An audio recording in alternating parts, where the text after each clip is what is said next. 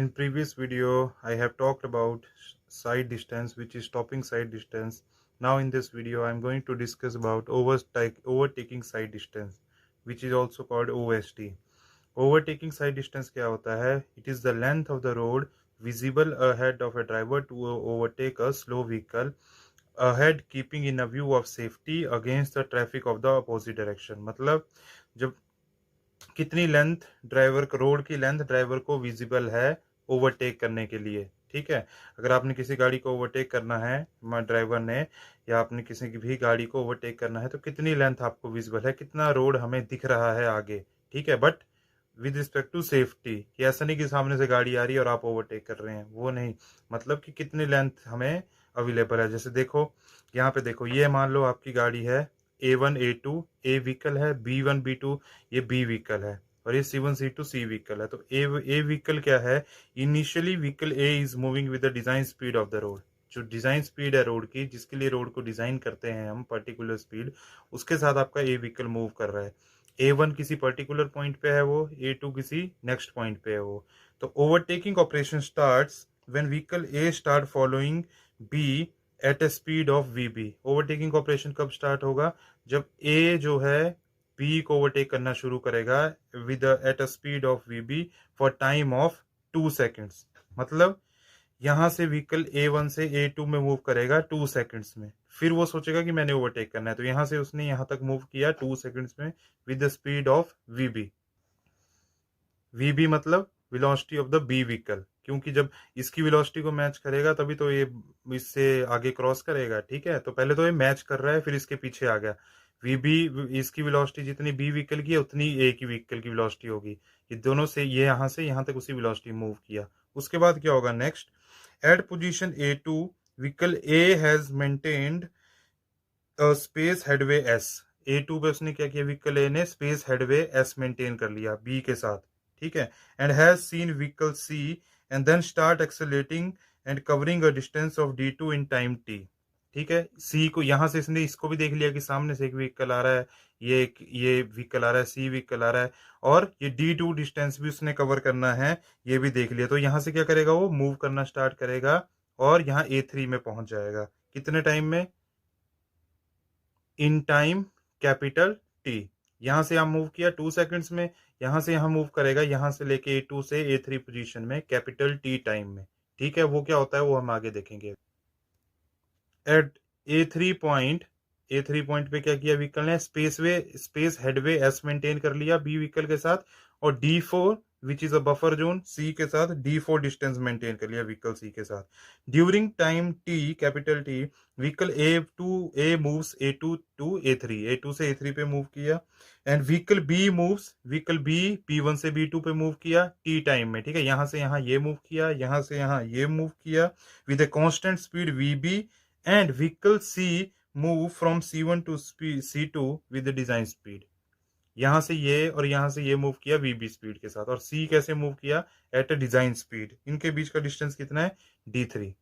अब ये जो मैंने एक्सप्लेन किया, ये देखो, ये यहाँ लिखा भी हुआ जो मैंने एक्सप्लेन किया कि क्या है। At position A2 vehicle A has maintained a space headway S and has seen vehicle C देख लिया, then start accelerating and covering distance D2 in time T।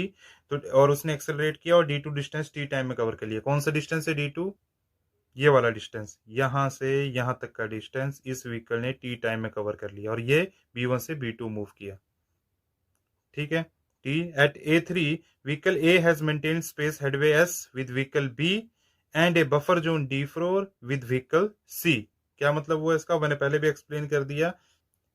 A3 पे क्या किया इसने? बफर, ये S जो है स्पेस हेडवे मेंटेन है A3 और P के बीच में, और ये बफर जोन है D4 C और A के बीच में। ठीक है, वही चीजें जो मैं एक्सप्लेन कर चुका हूँ वही सब कुछ यहाँ पे लिखा है कि during time T vehicle A move from A2 to A3, B from B1 to B2 and we constant speed VB, and vehicle C move from C1 to C2 at a speed of design speed of a road. अब इसके बाद कैसे इसको derivation है वो देखो। ये देखो, ये है आपका वही डायग्राम है दिखाया है। अब इसमें सबसे पहले क्या होगा? D1 is equal to VB into T। कैसे?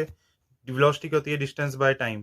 ठीक है, तो यहां से डिस्टेंस कितना होगा? Velocity into time. D1 ये डिस्टेंस है, A1 की वेलोसिटी A2 तक कितनी है? VB। वीबी वेलोसिटी थी, हमने देखा था ना पीछे, वीबी मतलब जितनी वेलोसिटी बी व्हीकल की है उतनी इसकी यहाँ से यहाँ तक है। वीबी इंटू स्मॉल टी क्या है, 2 सेकेंड्स टाइम। D1 आ गया। D2 कैसे आएगा, D2 देखो ये वाला डिस्टेंस यहाँ से यहाँ तक, D2 क्या है, S, ये B और ये S, तो B प्लस 2S कितना आ गया हमारा, D2, B प्लस 2S। अब यहाँ पे हमारे पास क्या है, B कितना है, ये कैसे पता चलेगा B कितना है, ये स्मॉल b, ये वाला डिस्टेंस ये कितना है, यहाँ से B1 से B2 कितनी स्पीड के साथ मूव किया है व्हीकल, VB के साथ, और टाइम कितना था, मैंने क्या बोला था, कैपिटल T। B1 से B2 का भी टाइम कैपिटल T था, A2 से A3 का टाइम भी कैपिटल T था, तो B हो गया small b VB into capital T। ठीक है। नेक्स्ट है हमारा स्पेस हेडवे, कैपिटल एस। ये कैसे कैलकुलेट होता है, इन दो का जो डिस्टेंस होता है बीच का वो होता है 0.7 VB, या IS कोड में दिया है 0.7 VB, ये डिस्टेंस होता है इन दो व्हीकल के बीच का। ठीक है। प्लस एल, एल मतलब L/2 ये, L/2 ये, तो ये एल हो गया प्लस, तो एस आ गया 0.7 VB प्लस एल। एल क्या होता है, length of the wheel base, जो व्हील बेस होता है आपका, व्हील बेस क्या होता है, ये चीज, ये होता है आपका व्हील बेस, इसकी लेंथ कितनी है, 6 मीटर। ठीक है। तो ये पूरा व्हीकल है, इसका व्हील बेस कितना है, यहाँ से यहाँ तक, दो टायर यहाँ होंगे, दो टायर यहाँ होंगे, ये इसके बीच में व्हील बेस है, तो L/2 टोटल हो गया एल। वैसे ही तो L/2 ये टोटल एल, और प्लस 0.7 VB क्या हो गया हमारा space headway S. Length of the wheel base कितनी होती है, 6 मीटर होती है। ठीक है, ये हमें पता है। अब क्या है, according to Newton law of motion, S is equal to UT plus half AT square. कौन सा फॉर्मूला है, ये प्लस 2 में पढ़ा होगा आपने, डिस्टेंस फॉर्मूला। ठीक है। S is equal to UT plus half AT square. S U क्या होता था उसमें, इनिशियल वेलोसिटी, एस क्या है, डिस्टेंस। डिस्टेंस क्या निकालना है हमें, D2, ये D2 निकालना है। U इंटू टी, यू मतलब इनिशियल वेलोसिटी, टी मतलब टाइम, तो यू कितना है इनिशियल वेलोसिटी, VB, VB क्या है, velocity of the V vehicle, T क्या है, कैपिटल T, टाइम। D2 के बीच में टी में कवर किया था ना डिस्टेंस से, कैपिटल T में, इसने भी और इसने भी, तो ये हो गया टाइम, प्लस हाफ ए कैपिटल T का स्क्वायर, ये क्या है, एक्सेलरेशन है। ठीक है। अब D2 को आप क्या लिख सकते हैं, और ये देखो B प्लस 2S लिख दिया, B plus 2S is equal to VBT plus half A T square. वैसे ही P कितना है, VBT, यहाँ पुट की वैल्यू, ये आपस में कैंसिल हुए, इसको सॉल्व किया, यहाँ से आपका कैपिटल T जो आया वो आ गया हमारा √4SA। √4SA मतलब इसमें S क्या है, डिस्टेंस है, T क्या है, टाइम है, और A क्या है, एक्सेलरेशन ऑफ ओवरटेकिंग व्हीकल। जो व्हीकल आपका ओवरटेक कर रहा है उसकी एक्सेलरेशन, कौन सा व्हीकल ओवरटेक कर रहा है, A व्हीकल आपको ओवरटेक कर रहा है B को। ठीक है। D2 भी आ गया आपका, D1 आपने निकाल लिया था, D2 आपने निकाल लिया, यहाँ पे ये कैपिटल T लग गया, पता क्या है, S आ गया क्या है। अब क्या बचा, D3 कौन सा डिस्टेंस है, C1 से C2 का, वो पता है आपको। D3 क्या है, C1 से C2 कैसे मूव किया था वो, with the design speed of the road. Design speed किससे डिनोट करते हैं, स्मॉल b से, डॉट कैपिटल T क्या है, वो तो टाइम है जिसको इसको लगा। और assume D4 is 0 if not given. D4 को हम क्या अज्यूम करेंगे, 0 अज्यूम करेंगे अगर नहीं गिवन होगा। ठीक है। ठीक है, अगर क्वेश्चन में नहीं गिवन होगा तो D4 0 होगा। ये देखो ये वही चीज थी, वही डेरिवेशन है, T इक्वल टू √4S से निकाला है। अब बिफोर ओवरटेकिंग, अगर आपका if before overtaking space headway is S1 and after overtaking it is S2, तो आप अगर हमें अलग अलग स्पेस हेडवे दिए हैं तो कैसे लिख सकते हैं, B प्लस 2S की जगह क्या लिख सकते हैं, S1 प्लस S2, और VBT plus half AT square, ये यहाँ से T आ गया अगर आपके पास डिफरेंट हेडवे दिए हैं, बिफोर ओवरटेकिंग भी दिया है, आफ्टर ओवरटेकिंग भी दी। D3 मैंने आपको बता दिया, small v into T, design speed v कैसे आया। D4 0 अगर नहीं दिया होगा। OHD क्या हो गया यहाँ से, D1 plus D2 plus D3, अगर रोड अनडिवाइडेड है, और अगर रोड डिवाइडेड है तो कितना होगा, D1 प्लस D2। क्यों अनडिवाइडेड है, क्या मतलब हुआ, क्योंकि वहां पे तीनों डिस्टेंस आएंगे, कैसे, क्योंकि उसमें C व्हीकल भी आ रहा है सामने से, तो वो C1 और C2 का डिस्टेंस D3 होता है। बट डिवाइडेड में क्या होगा, वो दूसरी तरफ होगा रोड के C व्हीकल, तो वो हम कंसीडर नहीं करेंगे, तो सिर्फ D1 और D2 आएंगे। ठीक है। इसके बाद क्या है आपका, इफ नोट क्या है, if velocity of the overtaken vehicle VB, जिसको आप ओवरटेक कर रहे हैं, is not given according to IRC, is not given, then according to IRC VB can be calculated as, IRC क्या है, इंडियन रोड कॉन्ग्रेस कोड है, इसके अकॉर्डिंग वीबी का फॉर्मूला दिया उसमें स्मॉल वी माइनस 4.5 मीटर पर सेकंड। अगर आपको गिवन नहीं है क्वेश्चन में वीबी, तो स्मॉल वी क्या होगा, डिजाइन स्पीड वो आपको दी होगी। वैसे VB is equal to V capital V minus 16 kilometre per hour, मतलब यहाँ पे ये फॉर्मूला है अगर वी मीटर पर सेकंड में है, ये फॉर्मूला अगर वी किलोमीटर पर आवर में है, तो मैंने क्या बोला, स्मॉल वी हमेशा मीटर पर सेकंड के डिनोट करूंगा मैं, कैपिटल वी हमेशा मैं किलोमीटर पर आवर के लिए डिनोट करूंगा। तो हम सारे फॉर्मूले अभी मीटर पर सेकंड में ही लिख रहे हैं, तो हम वैसे ही याद रखेंगे इनको मीटर पर सेकंड में। जो पीछे भी हमने डेरिवेशन की वो सारा मीटर पर सेकंड में है, अगर किलोमीटर पर आवर में दिया होगा तो आप उसको कन्वर्ट कर लोगे मीटर पर सेकंड में और ये फॉर्मूला यूज कर लोगे, फिर आपको ये याद रखने की जरूरत नहीं है नीचे वाला। अब क्या है, effect of the gradient on OST, जैसे हमने एसएसडी पे इफेक्ट ऑफ द ग्रेडियंट पढ़ा था, अब ओवरटेकिंग साइड डिस्टेंस पे देखेंगे। इसमें क्या है, उसमें क्या होता था, जब डाउन ग्रेडियंट में जाते थे एसएसडी में तो इंक्रीज करता था एसएसडी, अगर अप ग्रेडियंट जाते थे तो डिक्रीज करता था।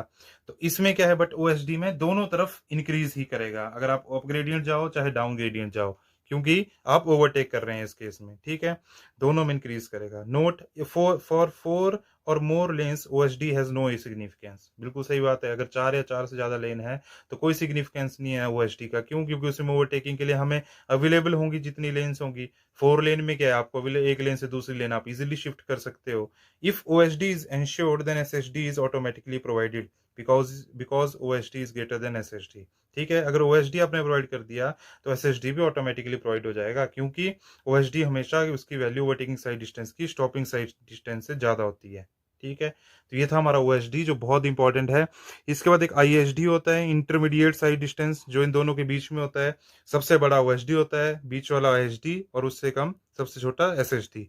ISD is provided when OSD can not be provided, अगर कोई ऐसी रोड है जहां पे हम ओवरटेकिंग साइड डिस्टेंस नहीं प्रोवाइड कर सकते हैं साइट रिस्ट्रिक्शंस की वजह से या किसी वजह से, तो वहां आईएसडी प्रोवाइड करते हैं, due to unavoidable situation at site, unavoidable situation at site, and it is equal to twice SSD. ये कितना होता है, ट्वाइस द एसएसडी, ठीक है।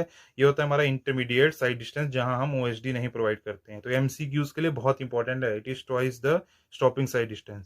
साइड डिस्टेंस क्या होता है, देखो अभी एक टेबल है, इसमें वैल्यूज दी हैं, किसकी, height of the driver eye above carriageway, मैंने पहले बताया आपको, ये मैंने पहले बता चुका हूँ, एसएसडी के केस में कितनी होती है, ड्राइवर की हाइट, आई की हाइट कैरिज वे से अब 1.2 मीटर, और ऑब्जेक्ट की हाइट, अगर कोई सामने कोई ऑब्जेक्ट दिख रहा है उसकी कितनी होती है, 0.15 मीटर, ये कोड में दी हैं वैल्यूज। ओएसडी के लिए दोनों 1.2 मीटर होती हैं, और आईएसडी के लिए भी दोनों 1.2 मीटर होती हैं, ठीक है। तो ये था हमारे ओएसडी, तो ये था हमारा ओवरटेकिंग साइड डिस्टेंस। तो ये डायग्राम आपको अच्छे से समझ आना चाहिए, फिर आपको सब बहुत आसान लगेगा ओएसडी में, ठीक है।